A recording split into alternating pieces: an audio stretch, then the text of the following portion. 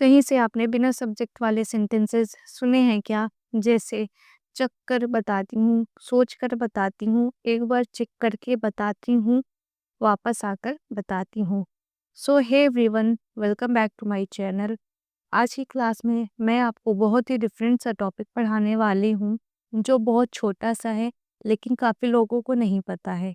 तो सबसे पहले यहाँ पे जितने भी सेंटेंसेस लिखे गए हैं, ध्यान से देखिए, इनमें कोई सब्जेक्ट नहीं है। जैसे चख कर बताती हूँ, कौन चख कर बताएगा हमें नहीं पता। तो इस तरह के सेंटेंसेस को इंग्लिश में हम कैसे बना सकते हैं? तो इस तरह के सेंटेंसेस को बनाने के लिए हमें सब्जेक्ट के बारे में पता होना चाहिए। तो चलिए जानते हैं सब्जेक्ट के बारे में। सब्जेक्ट सब्जेक्ट को बोलते हैं कर्ता, doer of an action, action को करने वाला। सिंपल लैंग्वेज में मैं बोलूँ, जो भी काम सेंटेंस में हो रहा है उसे करने वाला ही कर्ता होता है। लेकिन हमेशा सेंटेंस में काम हो ऐसा तो ज़रूरी नहीं है। कभी कभी हम सेंटेंस में किसी के बारे में बताते हैं, जैसे कि मैं पढ़ा रही हूँ, आई एम टीचिंग। तो यहाँ पर पढ़ाने का काम हो रहा है, किसके द्वारा? मेरे द्वारा। तो मैं यहाँ पर क्या हूँ? सब्जेक्ट हूँ। मैं शिक्षक हूँ, आई एम टीचर। यहाँ पे कोई काम नहीं हो रहा है, यहाँ पे बताया जा रहा है कि मैं टीचर हूँ। यहाँ पे भी सब्जेक्ट कौन है? मैं हूँ। तो एक सेंटेंस में सब्जेक्ट क्या होता है? डूअर ऑफ एन एक्शन हो सकता है, यानी काम को करने वाला, या फिर the one being talked about are describe, मतलब जिसके बारे में बात हो रही है या जिसे डिस्क्राइब किया जा रहा है। तो आप लोगों ने सब्जेक्ट के बारे में सीखा। तो अब चलिए देखते हैं बिना सब्जेक्ट के सेंटेंसेस को बनाना कैसे है। तो देखिए, ये जो बिना सब्जेक्ट वाले सेंटेंसेस होते हैं ना, इसे बनाने का स्ट्रक्चर होता है। तो सबसे पहले हमें लिखना होता है सब्जेक्ट। तो आप सोच रहे होंगे, सब्जेक्ट सब्जेक्ट कहाँ से लिखे? सब्जेक्ट तो है ही नहीं सेंटेंस में। तो यहाँ पे जितने भी सेंटेंसेस लिखे गए हैं, अगर आप इन सेंटेंसेस को ध्यान से देखेंगे तो समझ पाएंगे इन सभी में सब्जेक्ट आई हिडन है, यानी सब्जेक्ट आई है और वो छुपा है। जैसे कि देखिए, सोचकर बताती हूँ, मतलब कि पहले मैं सोचूंगी फिर बताऊंगी। तो सब्जेक्ट क्या है? आई है, मैं। देखिए, हिंदी में क्या होता है? आप बिना सब्जेक्ट के सेंटेंसेस बोल सकते हैं, जैसे सोचकर बताती हूँ, चख कर बताती हूँ, पहुँच कर बताती हूँ। But English, you can't speak like that. आपको सब्जेक्ट ऐड करना ही पड़ेगा। तो स्ट्रक्चर में सब्जेक्ट की जगह आई लिखेंगे, क्योंकि सब में सब्जेक्ट आई है। आगे का स्ट्रक्चर बताने से पहले मैं आपसे एक क्वेश्चन करना चाहती हूँ। यहाँ पे जितने भी सेंटेंसेस लिखे गए हैं वो कौन सी टेंस में है? आई नो कि आप लोगों में से बहुत से ये बोलेंगे कि ये सिंपल प्रेजेंट टेंस में है, क्योंकि ये सभी सेंटेंस में लास्ट में ता हूँ, ती हूँ ऐसे है। तो देखिए, यहीं पे बहुत से लोग गलती करते हैं कि वो ये सोचते हैं कि लास्ट में ता हूँ, ती हूँ आया है और ये सिंपल प्रेजेंट टेंस में है, और सेंटेंस को सिंपल प्रेजेंट की तरह बना देते हैं, जो कि सेंटेंस रॉन्ग हो जाता है। ये मैं आपको बता दूं कि ये सभी सेंटेंसेस फ्यूचर टेंस में है। जैसे कि समझिए, सोचकर बताती हूँ, मतलब पहले मैं सोचूंगी फिर उसके बाद बताऊंगी। सोचने का काम पहले मैं करूंगी, फिर बताने का काम बाद में करूंगी, मतलब फ्यूचर में करूंगी। तो इस स्ट्रक्चर में सब्जेक्ट के बाद लिखेंगे विल। अब देखिए, यहाँ पे जितने भी सेंटेंसेस दिए गए हैं ना, उनमें दो वर्ब्स हैं, यानी इनमें दो काम किए जा रहे हैं। जैसे कि मैं पहले सेंटेंस की बात करूँ, सोचकर बताती हूँ, सोचना पहली वर्ब है, बताना दूसरी वर्ब है। सिमिलरली, चख कर बताती हूँ, चखना पहली वर्ब है, बताना दूसरी वर्ब है।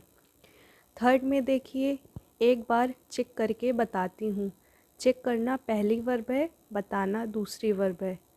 तो आप लोग देख पा रहे होंगे, इन सब में एक वर्ब ऐसी है जो सब में कॉमन है, वो है बताना। तो बताने के लिए हम लोग मोस्ट कॉमनली यूज़ कर लेते हैं टिल का। पर क्योंकि आज की क्लास में हम इन सेंटेंसेस को एडवांस तरीके से बनाना सीख रहे हैं। तो एडवांस इंग्लिश में हम टेल का यूज़ नहीं करते हैं, हम लोग लेट का यूज़ करते हैं।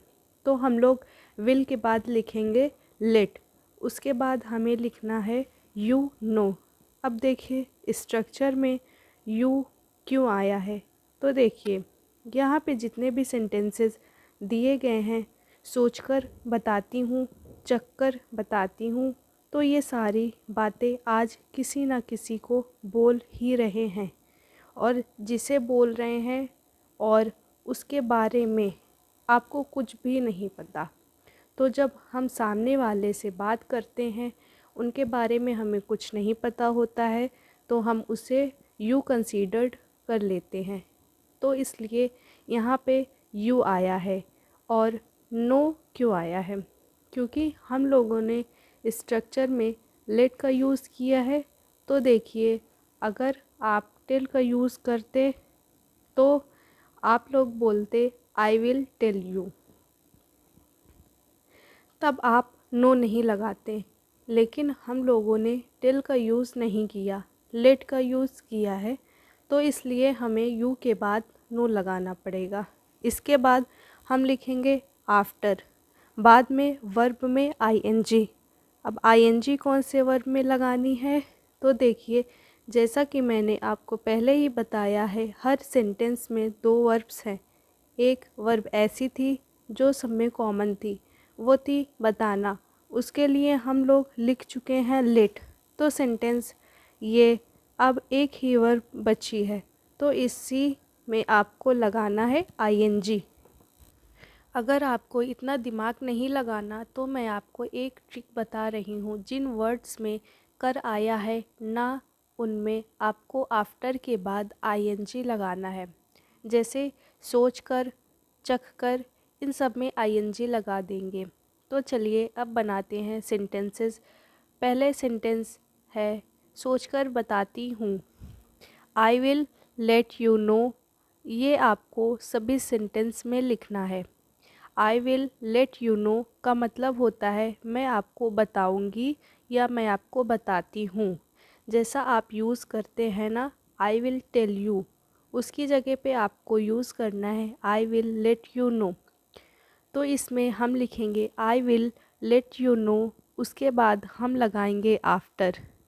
तो आफ्टर के बाद आपको आईएनजी लगानी है। किसमें? तो देखिए वर्ब्स क्या है? सोचना, तो सोचने की इंग्लिश होती है थिंक। थिंक में आईएनजी लगाएंगे तो बन जाएगा थिंकिंग। पूरा सेंटेंस होगा आई will let you know after thinking. इसी तरह से दूसरा सेंटेंस है चख कर बताती हूँ, वो इसकी ट्रांसलेशन हो जाएगा I will let you know after testing. तो देखिए यहाँ पे टेस्टिंग में ही क्यों आईएनजी लगा है?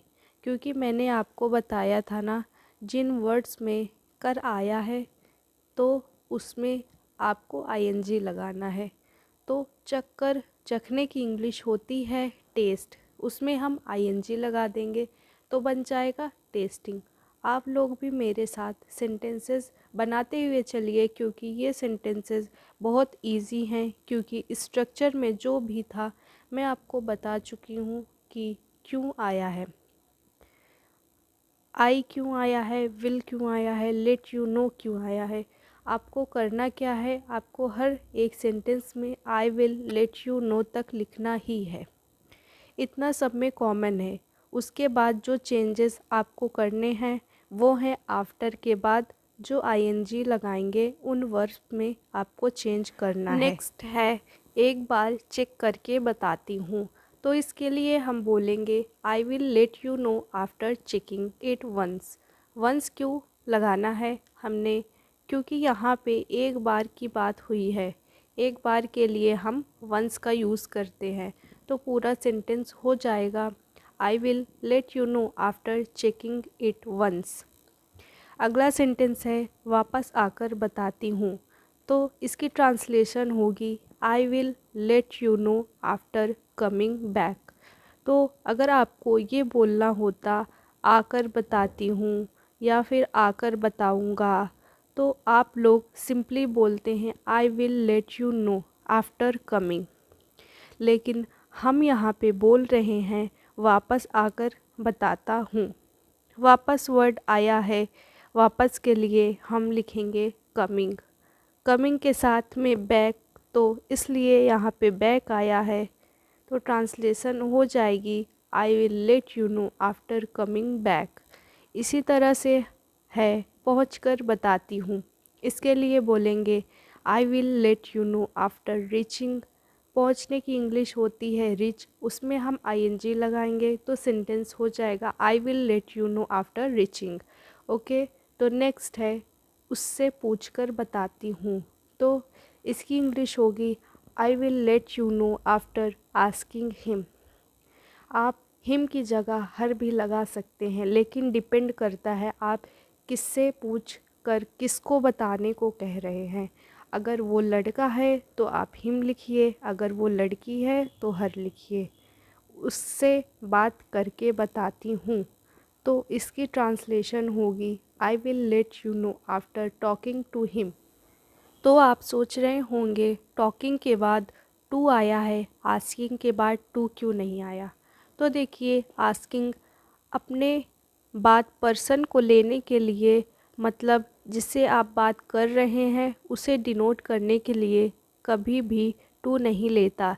लेकिन टॉकिंग को अपनी बात पर्सन लेने के लिए टू की ज़रूरत पड़ती है। जैसे हम बोलते हैं ना, I am talking to you, she is talking to her, तो टॉक के बाद हमेशा हम टू लगाते हैं और आस्क के बाद हम टू कभी भी नहीं लगाते। यही डिफरेंस है ये दोनों में। सो लास्ट के जो 2 क्वेश्चन है मैं आपको होमवर्क में दे रही हूँ, so let me know in the comment section. So guys, if you like this video, please like, share and subscribe.